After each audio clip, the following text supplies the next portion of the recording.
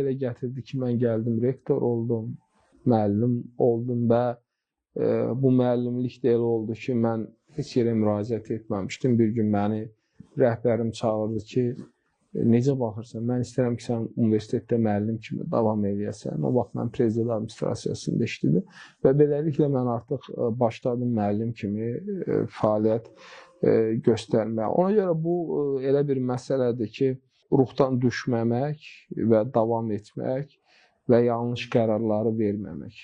Bu çox önəmlidir. Sizcə sosial şəbəkə gənclərin həyatında necə təsir göstərir? Bilirsiniz, son vaxtlar bu məsələ çox geniş müzakirə olunur.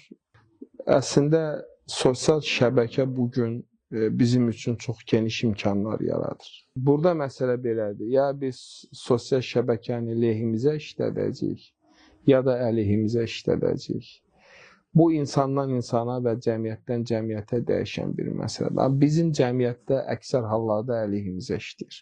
Ya biz burada, üzr istəyirəm, tərbiyəsizliyimizi göstəririk, ya geyimimizi göstəririk, ya yeməyimizi göstəririk, ya şou ilə məşğulə, ya da biz burada maarifləndirmə iş aparırıq, təbliğat iş aparırıq.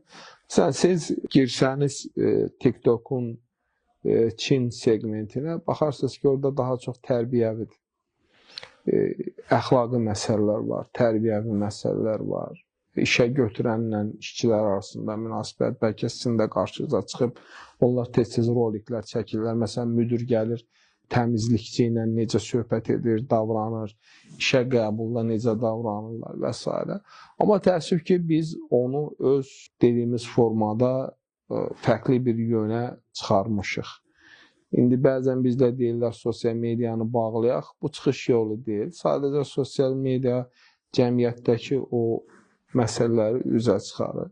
Məsələn, mən bir vaxt bu rusların adnoklastikini araşdırdım maraq üçün və gördüm ki, dövlət tərəfindən və ayrı-ayrı şəxslər tərəfindən orada nə qədər tərbiyəvi ailə dəyərlərini təbliğ edən xüsusi səhifələr var.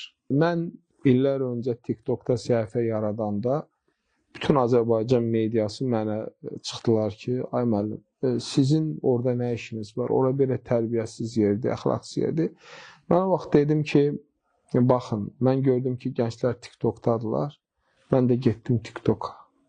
Və ona görə mən bugün oradayam və orada paylaşıram, edirəm. Yəni, bugün sosial media güclü bir silahdır. Bugün bizi idarə edən sosial mediadır.